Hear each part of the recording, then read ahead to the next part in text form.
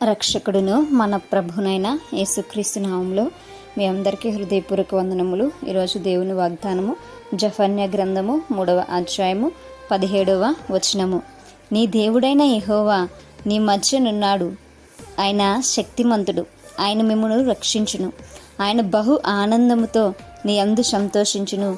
నీ యందు తనకున్న ప్రేమను బట్టి శాంతము వహించి నీ అందలి సంతోషము చేత ఆయన హర్షించును.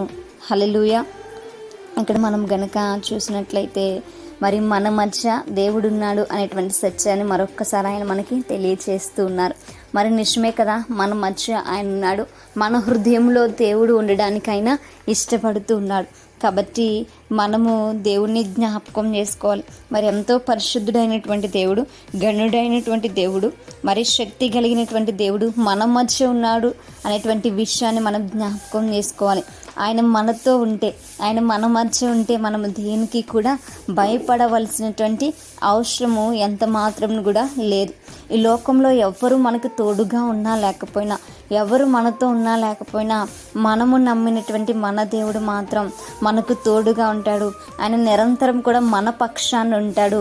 మనల్ని ధైర్యపరచడానికి మనతో పాటు ఉంటాడు అనేటువంటి సత్యాన్ని మనం గ్రహించాలి. మరి ఆయన శక్తిమంతుడు అనేటువంటి విషయాన్ని మనము ఏమాత్రం కూడా మర్చిపోకూడదు. మరి అనేకమైనటువంటి కార్యాలు చేయడానికి ఆయన మరి గొప్పవాడు. ఆయన శక్తిమంతుడు అనగా ఆయన చేయలేనిటువంటిది ఏదీ కూడా లేదు. ఆయనకు అసాధ్యమైనటువంటిది ఏదీ కూడా లేదు. ఆయన ఘనుడైనటువంటి గొప్ప దేవుడు. ఆయన మిమ్మును రక్షించును. ఆయన మనల్ని రక్షించడానికే ఈ లోకానికి నరావతారిగా వచ్చి ఉన్నటువంటి దేవుడు. ఆయన మన యొక్క పాపముల నుంచి మనల్ని విడిపించి మన యొక్క ప్రాణములను ఆ యొక్క నరకం నుంచి రక్షించినటువంటి మహాఘనుడు ఆయన. మనల్ని సురక్షితమైనటువంటి స్థలాలకు నడిపించేటువంటి గొప్ప దేవుడు ఆయన. మన చుట్టూ కూడా కంచెని వేసి మనల్ని భద్రపరిచేటువంటి దేవుడు ఆయన. మన శత్రువుల నుంచి మనల్ని రక్షించేటువంటి దేవుడు. మన యొక్క పాపముల నుంచి, మన యొక్క ఆ యొక్క దోషముల నుంచి మనల్ని రక్షించేటువంటి దేవుడు. శాపముల నుంచి మనల్ని విడిపించినటువంటి దేవుడు. నరకం నుంచి మనల్ని తప్పించినటువంటి దేవుడు. మరి ఇంత గొప్ప దేవుడు మనకు తోడుగా ఉన్నప్పుడు, ఇంత గొప్ప దేవుడు మన మధ్య ఉన్నప్పుడు, మనల్ని ఆదరిస్తూ ఉన్నప్పుడు, మనలో ఓదారుస్తూ ఉన్నప్పుడు, మనతో మాట్లాడుతూ ఉన్నప్పుడు, మన పక్షాన కార్యాలు జరిగిస్తూ ఉన్నప్పుడు మనం మాత్రం కూడా దుఃఖంతో ఉండడానికి అవకాశం అనేది ఉండకూడదు. మనం బహుగా సంతోషించేటువంటి వారముగా ఉండాలి. మనం బహుగా ఆనందించేటువంటి వారముగా ఉండాలి. అప్పుడు దేవుడు మన యందు ఆయన ఆనందించేటువంటి వాడుగా ఉంటాడు. ఆయన మనం చేస్తున్నటువంటి క్రియలను బట్టి ఆయన మన పక్షాన వహించి ఆయన ఆనందించేటువంటి దేవుడు ఉంటాడు. మనం ఆయన పైన ఆధారపడినప్పుడు, ఆయన మనకు చూపించినటువంటి ప్రేమను మనం ఇతరులకు కూడా పంచినప్పుడు, ఆయన చెప్పినటువంటి ఆజ్ఞలను మనం పాటిస్తూ ఆయనను మనం లోకానికి పరిచయం చేసినప్పుడు ఆయన మన పట్ల బహుగా సంతోషించేటువంటి వాడుగా ఉంటారు.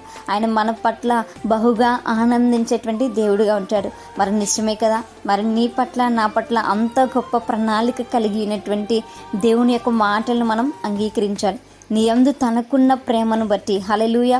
మరి దేవుడు మనల్ని ఎంతగానో ప్రేమిస్తున్నాడు. మరి యెరూషలేమును కావచ్చు, ఇజ్రాయేలును కావచ్చు, లోకంలో ఉన్న ప్రతి ఒక్క బిడ్డను ఆయన ఎంతగానో ప్రేమిస్తున్నాడు. ఆ ప్రేమను బట్టి ఆయన మరి శాంతము వహించి నీకు నాకు రావాల్సినటువంటి శిక్షను తన పైన వేసుకుని ఆయన మోస్తున్నాడు అనేటువంటి విషయాన్ని మనము జ్ఞాపకం చేసుకోవాలి. నిన్ను నన్ను అంతగా ప్రేమించాడు కనుకనే మరి ఆయన కలువరి సిలువల తన ప్రాణాన్ని తను అర్పించేసుకున్నాడు అనేటువంటి విషయము మనం జ్ఞాపకం ఉంచుకోవాలి. మరి ఆ ప్రేమ మనకు కూడా ఉండాలి. మనము కూడా దేవుని కొరకు ప్రాణాలు అర్పించి అంతగా ప్రేమించాలి అనేటువంటి విషయం ఇక్కడ మనకి తెలియచేస్తున్నారు. మరి ఆయన సంతోషం చేత హర్షించిన కనుక ఆయన శాంతం వహిస్తున్నాడంటే మనం పాపం చేయమని అర్థం కాదు. మనం ఆ పాపం నుంచి విడిపింపబడి ఇంకెన్నడూ పాపం జోలికి పోకుండా ఉండాలని దేవుని యొక్క మాటలు. కాబట్టి ఆయన మన యందు సంతోషించగలగాలి అంటే మనం ఆ సంతోషం కలిగించేటువంటి రీతిలో మన బ్రతుకులు ఉన్నాయి అనేటువంటి విషయాన్ని జ్ఞాపకం చేస్తూ మరి మనం ఎల్లప్పుడూ కూడా ఆయనకు కృతజ్ఞతాస్తుతులు చెల్లించుకుందాం. అటువంటి కృప దేవుడు మనకు దయచేయను గాక. ఆమెను ప్రార్థించుకుందాం. పరిశుద్ధుడా, మహాగణుడా, మీకు వందనాలు. నిజంగా నీ యొక్క ప్రేమ ఎంత గొప్పది ప్రభువా. నువ్వు ఎల్లప్పుడూ మాకు తోడుగా ఉండి నాయన మమ్మల్ని ప్రేమిస్తూ మాకు రావాల్సినటువంటి శిక్షను మీరు భరిస్తూ అయా మాకు మరొక అవకాశాన్ని ఇస్తున్నందుకు మీకు వందనాలు. అయా నీవే మమ్మల్ని ప్రేమిస్తున్నందుకు మీకు స్తోత్రాలు ప్రభువా. అయా నీ సహాయం అందిస్తున్నందుకు మీకు శతకోటి వేలాది వందనాలు తెలియచేసుకుంటూ మేము కూడా మిమ్మల్ని ప్రేమిస్తూ మీ ప్రేమను ఇతరులకు పంచుతూ అయా నా తన పాపము నుంచి ఆయన విడిపింపబడి అయా నువ్వు శక్తిమంతుడు అని గ్రహించి నీ పైన మాత్రమే పరిపూర్ణంగా ఆధారపడి నీవు ఇచ్చినటువంటి రక్షణను ఆయన నిర్లక్ష్యం చేయకుండా రక్షణను తుది వరకు కాపాడుకునేటువంటి శక్తిని మాకు దయచేయమని ప్రార్థన దయచేసి మీ పాదసాన్ని చేర్చుకోమని యేసయ్య పరిశుద్ధ నామములో అతి మిక్కిలి వినయముగా బ్రతిమలాడి వేడుకొని పొంది ఉంచిన మా ప్రియ పరలోకపు మా కన్న తండ్రి. Praise the lord everyone. May god bless you all.